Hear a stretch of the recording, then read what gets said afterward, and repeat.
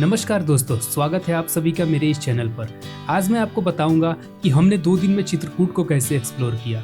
अगर आप लोग भी चित्रकूट घूमने की तैयारी कर रहे हैं और आपके पास समय कम है तो आप 2 दिन में बहुत ही अच्छे तरीके से चित्रकूट के खास जगहों को एक्सप्लोर कर सकते हैं। हम लोग सबसे पहले पहुंचे चित्रकूट एयरपोर्ट, और आपको बता दें एयरपोर्ट पे कोई और सुविधा नहीं मिलती है वहाँ से जाने के लिए, इसलिए आपको एडवांस बुकिंग में कोई भी कैब या ऑटो या कुछ भी अपनी सुविधा के अनुसार बुक करना पड़ता है। हमें अचानक मिल गए एक ऑटो वाले भैया। ऑटो से हम लोग सबसे पहले पहुँचे रामघाट। मंदाकिनी गंगा का यह रामघाट पौराणिक कहानियों से संबंध रखता है। प्रभु श्री रामचंद्र जी वनवास के दौरान इसी मंदाकिनी गंगा में नहाया करते थे और तब से इस स्थान को रामघाट के नाम से जाना जाने लगा। ये वही नदी है जिसको निषाद राज के साथ प्रभु श्री रामचंद्र जी ने पार किया था और उस पार जाके चित्रकूट में अपना वनवासी जीवन बिताए थे। और इसी रामघाट के पास आपको एक मंदिर मिल जाता है, महाराज धीराज गजेंद्रनाथ शिव मंदिर। हम आपको बता दें कि त्रेता युग में शंकर भगवान सशरीर इंसान के रूप में इसी जगह पे रहा करते थे और इस एरिया के राजा थे। और यहीं पे एक और जगह है जहाँ पे ब्रह्मा जी ने सृष्टि की रचना की थी और यहाँ पे ब्रह्मा विष्णु महेश तीनों लोग मिलके यज्ञ किए थे, और वो स्थान भी आपको देखने को मिलेगा। साथ ही साथ प्रभु श्री रामचंद्र जी की कुटिया, जो पर्णकुटी के नाम से जानी जाती है, वो भी आपको दर्शन करने को मिलेंगे।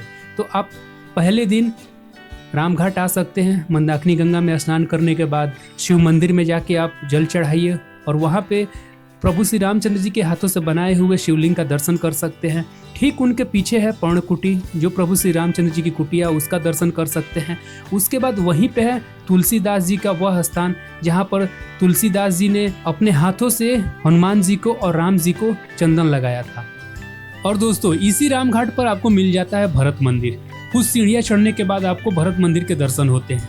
मैं आपको बता दूं ये वही स्थान है जहाँ पर पूरे अयोध्यावासी और भरत जी आकर प्रभु श्री रामचंद्र जी से गुहार लगाए थे वापस जाने के लिए। प्रभु श्री रामचंद्र जी तैयार नहीं हुए, तब जाके उनके भाई भरत जी ने प्रभु श्री रामचंद्र जी के पैरों के खड़ाऊ को लेकर गए। वो स्थान यही है जहाँ से उन्होंने अपने खड़ाऊ को दिया और भरत जी खड़ाऊ को लेकर जाकर वापस अयोध्या में सिंहासन पर रखकर 14 वर्ष तक राज चलाए। अगर इसके अलावा आपको समय बचता है तो रामघाट पे और भी कई सारे ऐसे पौराणिक स्थान है, मंदिर है जिनको आप दर्शन कर सकते हैं। उसके बाद आप किसी भी होटल में, और कई सारे निःशुल्क धर्मशाला है जहां आप ठहर सकते हैं। उसके बाद अगले दिन आप यहां से मात्र 3 किलोमीटर दूर हनुमान धारा जा सकते हैं। सुबह सुबह उठने के बाद आइए रामघाट में नहाइए और नहा धो के पूजा करने के बाद आप निकल जाइए हनुमान धारा के लिए। अब मैं आपको हनुमान धारा के बारे में थोड़ी सी कुछ बातें बता सकता हूँ। हनुमान धारा वही जगह है जब त्रेता युग में प्रभु श्री रामचंद्र जी श्रीलंका से माँ जानकी को लेकर अयोध्या आए। अयोध्या आने के बाद फुर्सत में हनुमान जी ने राम जी से कहा कि प्रभु, मेरी पूंछ में जो आग लगी थी उसको तो हमने श्रीलंका में ही बुझा लिया था, लेकिन ये आज भी सुलगती रहती है और मेरे शरीर में इसकी वजह से काफ़ी ज़्यादा गर्मी होती रहती है, कोई इसका भी निदान कर ही डालिए। तब प्रभु श्री रामचंद्र जी ने एक तीर चलाया आसमान में, जो आकर चित्रकूट के एक पहाड़ के पत्थर में लगा और उस पत्थर से पानी गिरने लगा और हनुमान जी एक छलांग में यहाँ पहुँच गए और उस पानी से अपनी पूंछ की आग बुझाए। तो आप आ सकते हैं और इस हनुमान धारा का दर्शन भी कर सकते हैं। और इसी पहाड़ पर जब आप ऊपर चढ़ते हैं तो आपको मिलता है सीता रसोई, जो एक गुफा में है, जहाँ पे माँ जानकी खाना बनाया करती थी, अपने बर्तन रखा करती थी और यहाँ पे उनका एक किचन का पूरा स्थान था। तो आप इस जगह के दर्शन कर सकते हैं। हनुमान धारा के दर्शन करने के बाद आप जा सकते हैं गुप्त गोदावरी। गुप्त गोदावरी लगभग वहाँ से 40 किलोमीटर दूर पड़ जाएगा। गुप्त गोदावरी के बारे में मैं आपको बता दूँ, जब बरसात के दिन हुआ करते थे उस समय जंगल में ना रह के प्रभु श्री रामचंद्र जी, माँ जानकी और उनके छोटे भाई लक्ष्मण गुफा में रहते थे। उस त्रेता युग में वनवास के दौरान जैसे ही माँ गोदावरी को पता चला कि प्रभु श्री रामचंद्र जी आए हैं तो वो दर्शन करने के लिए व्याकुल हो गई। तो महाराष्ट्र में बह रही गोदावरी नदी जमीन के अंदर से आकर और उस गुफा के अंदर प्रकट हुई और उस गुफा में प्रभु श्री रामचंद्र जी के पैरों को छू के और उसी गुफा में से जमीन के अंदर से वापस महाराष्ट्र में चली गई और वो नदी आज भी उस गुफा के अंदर बहती रहती है।